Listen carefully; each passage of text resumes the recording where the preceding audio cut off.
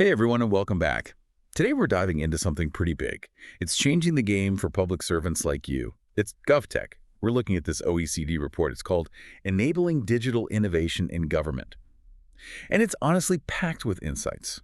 I think it could really revolutionize how we all serve citizens. Yeah, you know what's really cool about this report is that it moves past just the hype. It doesn't just say GovTech is the next big thing and leave it at that. It really digs into what it means, like how it actually works, and why it matters for people like us, folks on the ground dealing with real challenges every day. Okay, I like that. So let's break it down. First things first. What exactly is GovTech? I feel like I hear that term everywhere, but I'm not always sure what it means like practically. Right, it can be a bit of a buzzword, but when you get down to it, GovTech is about collaboration. It's like public sector agencies, teaming up with startups, innovators, tech people, even academics, to figure out digital solutions that work, solutions that really work for people. So it's not about just buying the newest tech and hoping for the best. Exactly. It's about having a plan, thinking outside that traditional government box, Yeah. being open to new ways of doing things. That makes sense. And something this report highlights, which I think is important, is that this isn't just some far-off future thing. GovTech is happening right now. Oh, absolutely. The OECD's 2023 Digital Government Index is pretty clear about that. Over 70% of OECD countries already have strategies to work with the whole GovTech ecosystem. That's a lot. And get this, 55% are already using GovTech to create a culture of innovation and trying new things, and doing that within their own governments. Wow, those are some big numbers. Seems like GovTech is really hitting the mainstream. Huh. But why is that such a big deal? Why should we as public servants be so excited about this? Well, think about what we deal with every single day. Tight budgets, systems that feel like they're from the Stone Age, this pressure to constantly do more with less. GovTech gives us a way to tackle those problems. It's about using tech to get more efficient, make our processes smoother, and at the end of the day, deliver better services to citizens. So it's not just about making our jobs easier. It's about actually having an impact Yeah, on the people we serve. exactly. And one of the most compelling reasons for GovTech is that it can level the playing field. Traditionally, big tech companies have kind of dominated government contracts. But GovTech opens the door for smaller players, startups with fresh ideas, innovative solutions. They get a seat at the table, too. That is a good point. Sounds like GovTech could bring more competition Definitely. and different ways of thinking into the public sector, and that's always a good thing. You got it. When you have that kind of energy, you're more likely to see really creative solutions pop up, solutions tailored to what we need, that are cost-effective, and actually get results. Okay, I'm starting to see why this is so appealing. But let's get down to brass tacks here. The report talks about GovTech being all about solving real problems. Right. Can you give an example of what that looks like in action? Sure. Imagine a city that's struggling with permit applications. Businesses are frustrated because it takes forever. People are waiting weeks or even months for approvals. The whole system is drowning in paperwork. A GovTech solution could be partnering with a startup, one that specializes in making easy-to-use online platforms. Oh, so instead of dealing with tons of forms and waiting in lines, people could apply online, track their application. And get approvals way faster. Exactly. And here's the best part. That same platform, maybe with a few tweaks, could be used in other cities that are having the same problems. It's about finding solutions that work well, but that can also be scaled up and used again and again. That's a total game changer, Yeah. especially for organizations that don't have a ton of resources. It's like sharing the best ideas and building on each other's successes. And that's a key part of the GovTech idea, collaborating, not just between public and private sectors, but between different parts of the government, too. The report really stresses how important it is to break down those walls and work together to find solutions that benefit everyone. It's like building a web of innovation where ideas and solutions can move freely, so everyone benefits. Okay, I am sold. GovTech is awesome. It's the future. We should all be all over this. But let's be real for a second. Government can be, well, a little bureaucratic. So how do we actually make this happen? Where do we even begin? That's the big question, isn't it? And the report gets into the nitty-gritty of that. It lays out these key building blocks for making GovTech work. And honestly, they're pretty insightful. Okay, let's hear them. What's the first thing we need to think about?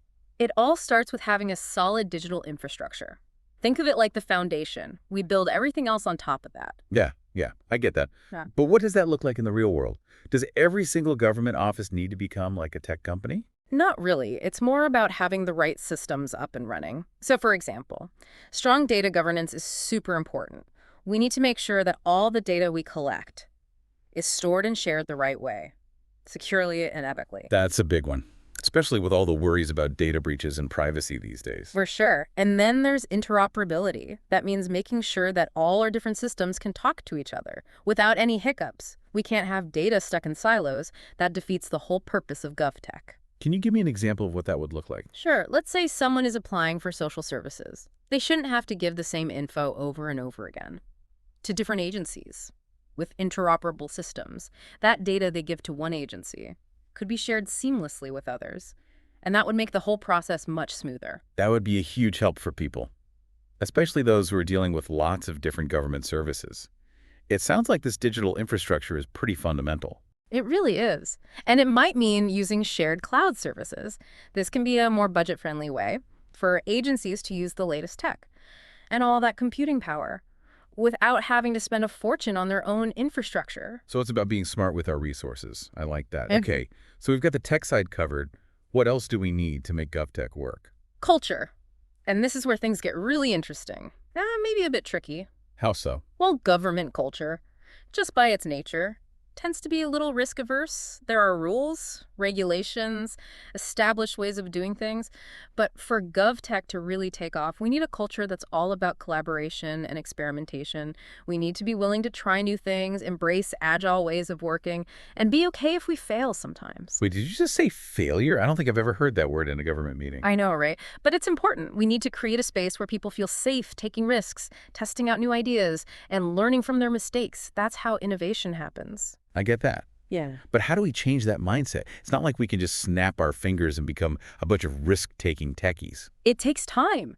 And it starts with giving public servants the right skills, digital skills. We need to offer training and development so people can understand what tech can do and how to use it well. So we need to upskill our workforce. Exactly. And it's not just about the technical stuff. It's about fostering a mindset of curiosity, creativity, and working together. Okay, so we've got the digital infrastructure. We've got the culture piece. What else are we missing? Resources. Even the most brilliant GovTech ideas need fuel to get going. And that's where things get tough, especially when budgets are tight. You're not wrong. But the report makes a strong case for putting dedicated funding into GovTech. It also points out that we need to update how we do procurement, so it's easier for startups and smaller businesses to bid on government projects. So we need to be more flexible and quicker on our feet with procurement. Right. And we also need to figure out how to take those successful pilot projects and scale them up so they have a bigger impact. It's not enough to have a great idea that works in one small department or city.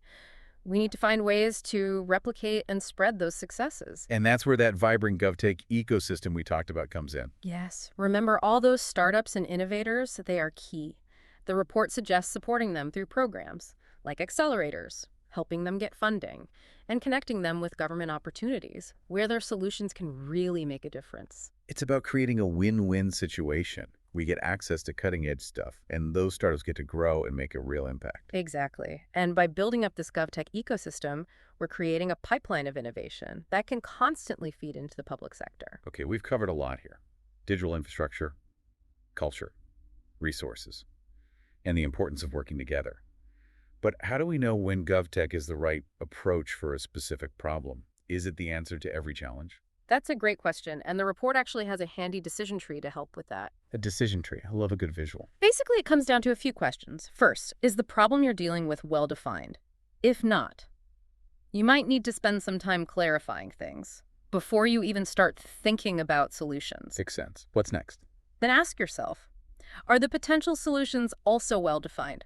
If you already know what needs to be done, then traditional approaches might be the best way to go. So GovTech isn't always the right answer. You got it. It's not about using tech just for the sake of using tech. It's about choosing the best tool for the job. Okay, so when you GovTech, the best way to go.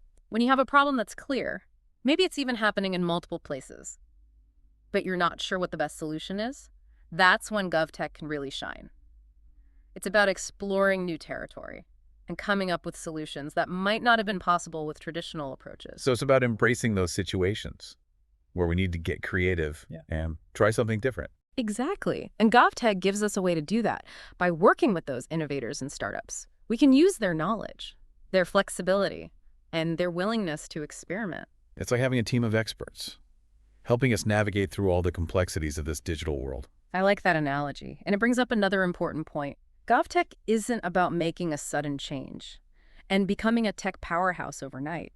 It's a journey, a process of always learning and improving. Remember those building blocks we talked about? They're not just boxes to check off. They're areas where we can keep evolving and adapting as we learn more about GovTech. So it's not a one-time thing. It's an ongoing process of trying new things and getting better. That makes a lot of sense.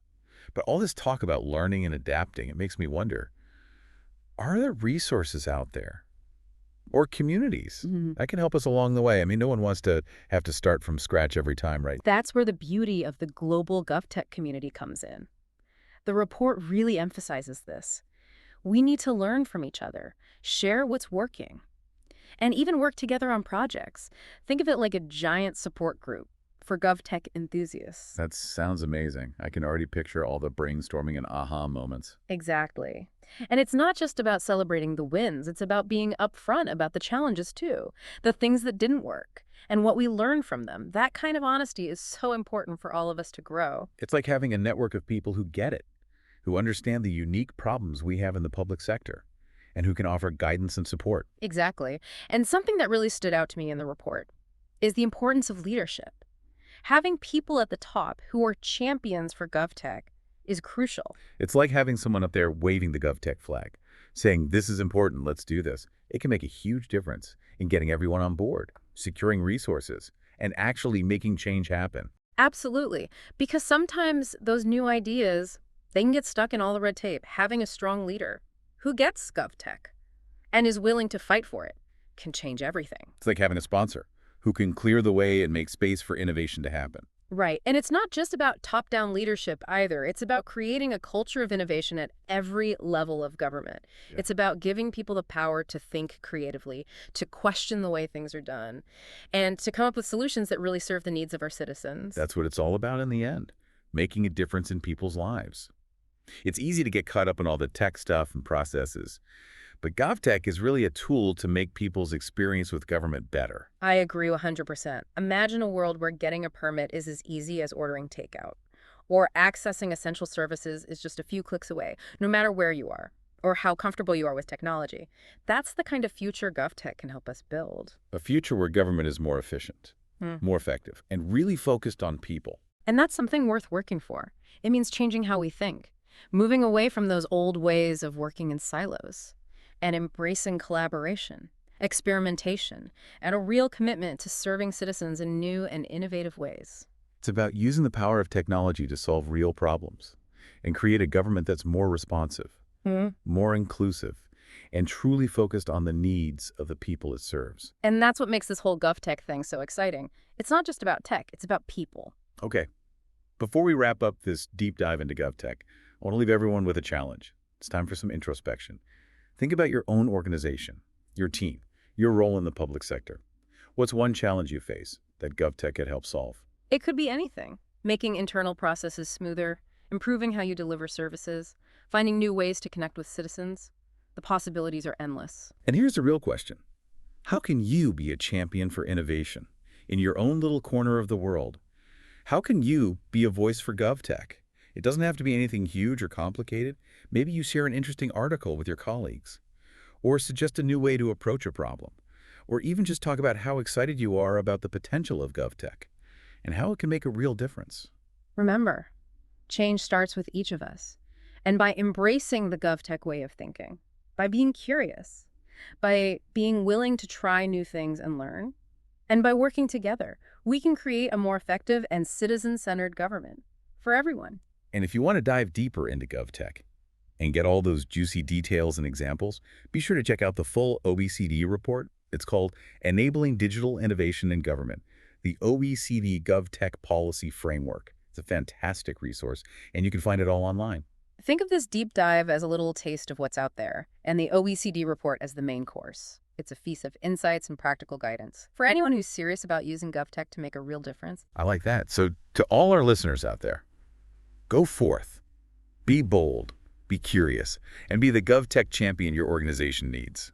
Until next time, keep diving deep and keep innovating. So it's not just about flipping a switch and suddenly becoming like this tech powerhouse overnight. It's a journey. Yeah, It's this process of learning and getting better. right, a process. That makes sense. Hmm. But, all this talk about learning and adapting makes me wonder, are there, resources out there Or communities. that can help us along the way? I mean, who wants to start from scratch every single time? That's where the beauty of the global GovTech community really comes in. This report hits on this a lot. It emphasizes how important it is to learn from each other, sharing what works, maybe even working together on projects. It's like a massive support group for everyone who loves GovTech. I love that. I can already imagine those brainstorming sessions Mhm. and all those light bulb moments. Exactly. And it's not just about celebrating the wins. It's also about being honest about the bumps in the road, the things that didn't quite work out. And what we learned from those experiences, that kind of openness is key for all of us to grow and get better. It's like having this network of people who understand. They get the unique challenges we face in the public sector, and they can offer advice and support. Absolutely. And one thing that really struck me in this report is the focus on leadership. Yeah. Having people at the top levels of government who are really passionate about GovTech is so important. It's like having someone at the top who's saying, this is the way to go, let's make this happen.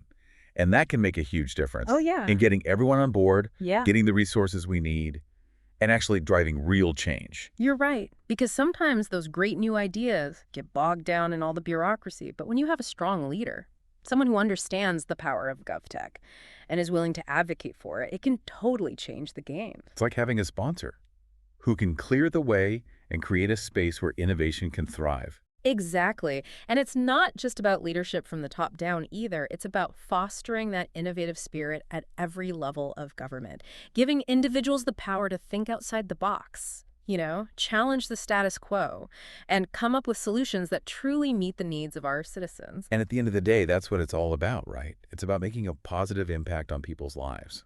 It's easy to get caught up in the technology and the processes, but really GovTech is about using those things as tools to make people's interactions with government better. I couldn't agree more. Imagine a world where applying for a permit is as easy as ordering something online, or where you can access essential services with just a few clicks, no matter where you are, or how tech-savvy you are.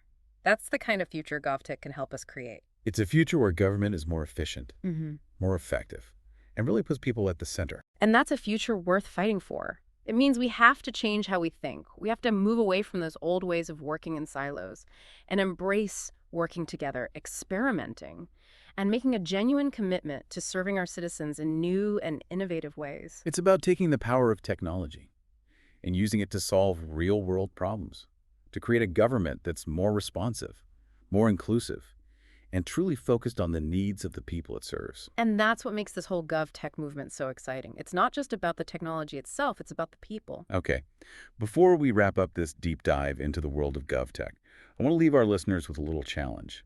Time for some self-reflection, everyone.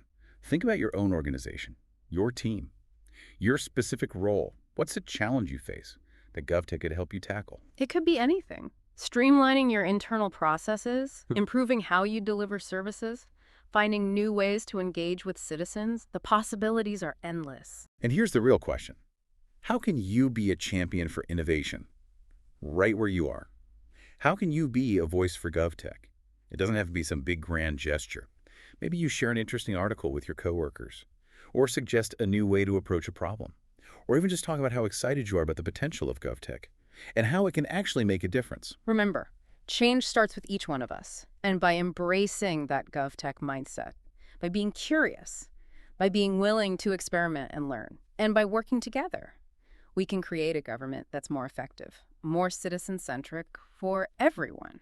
And for those of you who want to really dive deep into GovTech and explore all those details and examples, check out the full OECD report. It's called Enabling Digital Innovation in Government, the OECD GovTech Policy Framework. It's an amazing resource, and it's all available online. Think of this deep dive as a little taste of what's out there, and the OECD report as the main course, a feast of insights and practical guidance for anyone who's serious about using GovTech to make a real difference in people's lives. I love that analogy. So to everyone listening, go out there, be bold, be curious, and be the GovTech champion your organization needs.